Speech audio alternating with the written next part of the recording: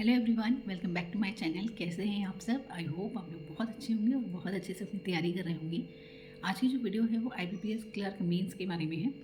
आप में से काफ़ी बच्चे होंगे जिनका एसबीआई क्लर्क मेंस का पेपर भी होने ही वाला है, तो वो लोग भी अच्छे से तैयारी करें। और आपका हो सकता है आईबीपीएस में भी हुआ हो, तो अगर आप एसबीआई की तैयारी कर रहे हैं तो आईबीपीएस की तैयारी तो ऑटोमेटिकली आपकी हो ही जाएगी। और काफ़ी बच्चे ऐसे हैं जिनको एसबीआई में उम्मीद थी होने की, लेकिन नहीं हुआ, बट आईबीपीएस में हुआ है। तो आप डीमोटिवेट बिल्कुल भी मत होइए, क्योंकि देखिए प्रैक्टिकली अभी डीमोटिवेट होने का टाइम नहीं बचा है। आपके पास मुश्किल से 1 हफ्ते बचे हैं, तो आपको क्या करना है, अपनी तैयारी को और बढ़ाना है, कम नहीं करना है। ठीक है, आज हम इसमें सारे सब्जेक्ट्स के बारे में बात करेंगे। देखिए, आप लोग मॉक टेस्ट दे रहे होंगे, तैयारी कर रहे होंगे, बट कुछ छोटी मोटी ऐसी चीज़ें होती हैं जो रह जाती हैं, तो हम आज उनके बारे में बात करेंगे। हम अगर क्वांट से शुरू करें, क्वांट थोड़ा सा डिफ़िकल्ट लगता है काफ़ी लोगों को, तो हम क्वांट से शुरू करते हैं।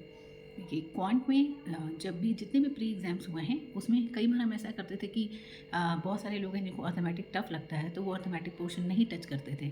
लेकिन आप मेंस में देखिए, ये चीज़ सच्चाई है कि मेंस में ऐसा पॉसिबल नहीं है कि आप अर्थमेटिक एकदम ही छोड़ के चले जाएँ और आपका सिलेक्शन हो जाए। तो ये चीज़ की उम्मीद मत रखिए। आप कुछ टॉपिक छोड़ सकते हैं, जैसे मान लीजिए मेंसुरेशन हो गया, या परम्यूटेशन कॉम्बिनेशन हो गया, प्रोबेबिलिटी हो गई। इस तरीके के टॉपिक जो आपको टफ लगते हैं, तो वो आप छोड़ सकते हैं, क्योंकि अब इतना टाइम नहीं है कि आप उन पे टाइम दें ज़्यादा और तैयारी करें, नए क्वेश्चंस करें। उसका अब टाइम नहीं बचा है, तो आप उनको छोड़ सकते हैं, लेकिन पूरा अर्थमेटिक मत छोड़िएगा। आप जैसे टाइम एंड वर्क हो गया, एसआईसीआई, परसेंटेज, पार्टनरशिप, इस तरीके के क्वेश्चंस हैं, मिक्सड एलिगेशंस हैं, इन सबको मत छोड़िए। क्योंकि इससे क्या होता है ना, आपको पता होगा मेंस में जो डीआई आती है वो भी 1-2 डीआई क्या होती है, अर्थमेटिक बेस्ड आती हैं। तो अगर आप अर्थमेटिक पोर्शन को पढ़ ही नहीं रहे हैं, तो एक तो आपका अर्थमेटिक वाला जो पार्ट है वो ख़राब हो जाएगा, दूसरा आपकी डीआई भी ख़राब हो जाएगी, क्योंकि वो अर्थमेटिक बेस्ड है और आपके कॉन्सेप्ट बिल्कुल भी नहीं क्लियर है। आपको कुछ उस टॉपिक के बारे में नॉलेज होनी चाहिए, तभी आप डीआई सॉल्व कर पाओगे।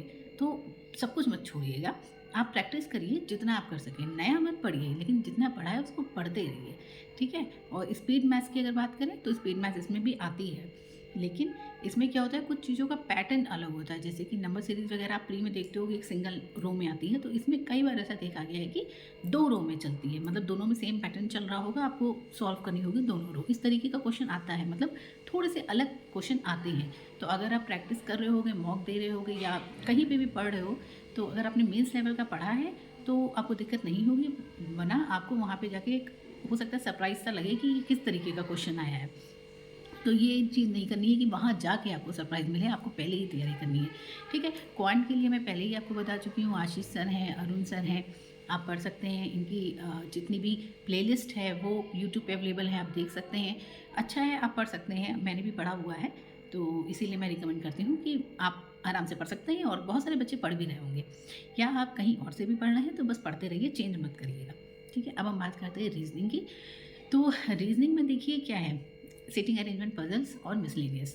प्री में पजल्स और सिटिंग अरेंजमेंट उतनी टफ नहीं आती हैं कि एकदम ही सॉल्व ना हो पाए, बट मेंस में आईबीपीएस में तो नहीं, मतलब क्लर्क में तो नहीं आएगी इतनी टफ, लेकिन हम किसी भी चीज़ की एकदम 100% श्योरिटी नहीं ले सकते। तो अगर मान लीजिए टफ आ गई, तो आप क्या करेंगे? तो अपना मिसलेनियस पोर्शन इतना स्ट्रॉन्ग रखिए कि अगर आपसे कोई पजल नहीं बन रही है, तो आप मिसलेनियस से वो नंबर आपको ऑब्टेन हो जाए। जैसे मिसलेनियस में क्या क्या आता है, सिलॉक्स आता है, blood relation, inequality, coding decoding, direction, इस तरीके के क्वेश्चन आते हैं। तो आप इनकी तैयारी ऐसे करो कि आपका ये बिल्कुल गलत नहीं होना चाहिए, क्योंकि देखिए सिटिंग अरेंजमेंट और पजल के बारे में कोई कुछ नहीं कह सकता। आप प्रैक्टिस करो, प्रैक्टिस तो करनी ही है, तभी वहाँ पे कर पाओगे, लेकिन इन केस वहाँ फंस गया तो फिर क्या करोगे? तो इसलिए मिसलेनियस पोर्शन को छोड़ना नहीं है, आपको बहुत अच्छे से उसकी तैयारी करनी है, ठीक है? मॉक लगाने हैं, इंडिविजुअल मॉक लगाने हैं, जितनी भी पजल्स हैं, आपके पास टाइम है अगर, तो आप अलग से भी पजल्स का मॉक लगा सकते हैं, लेकिन छोड़ना नहीं है, ठीक है? आप रीजनिंग के लिए मैंने वीडियो भी डाली थी कि आप अंकुश लामा सर हैं, पुनीत सर हैं, ठीक है? आप किसी को भी फॉलो कर सकते हैं, आप जिसको भी फॉलो कर रहे हो, तो आप यूट्यूब चैनल पे फ्री में उनको देख सकते हैं, मॉक टेस्ट दीजिए, ठीक है? फिर हम बात करते हैं इंग्लिश की। तो इंग्लिश के लिए बहुत सारे बच्चे इंग्लिश में डरते हैं कि कैसे क्लियर होगा, क्या होगा।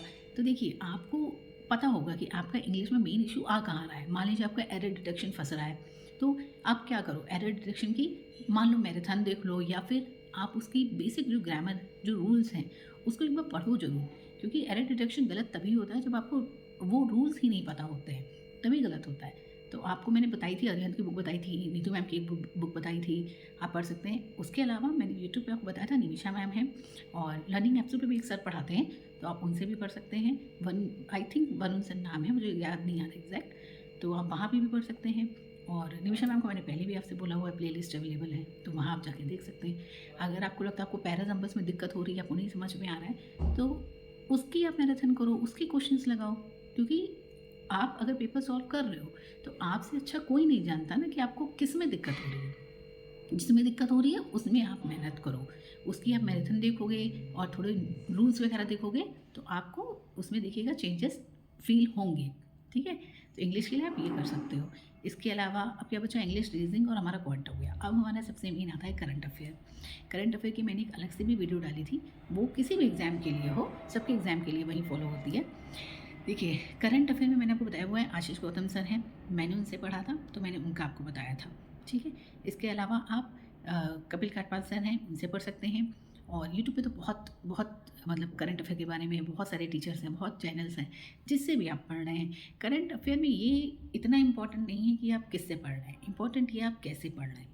देखिए, आप उसको कितना याद रख पाते हैं, एग्ज़ाम में आपको कितनी तेज़ी से वो क्वेश्चन में याद आ जाए कि हाँ यही इसका आंसर है, उस पर डिपेंड करता है। आपका मन है आप लिख कर पढ़ते हैं, लिख के पढ़िए, पीडीएफ से पढ़ते हैं, पीडीएफ से पढ़िए, लेकिन बहुत बार पढ़िए, बार बार पढ़िए, तभी आपको वो चीज़ याद होगी।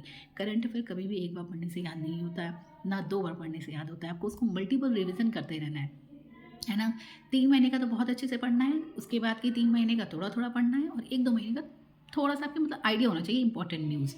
मैं ये नहीं कहूँगी आपसे कि हाँ 1 साल का आएगा, 3 महीने का आएगा, क्योंकि कोई भरोसा नहीं है, कहाँ से आ जाए, कितना आ जाए। लेकिन अपनी तरफ से हमें इतना रखना है कि 3-4 महीने का एकदम रटा होना चाहिए, उसके पहले के जो 3 महीने हैं उसका याद होना चाहिए कि मतलब हाँ ऐसा-ऐसा था।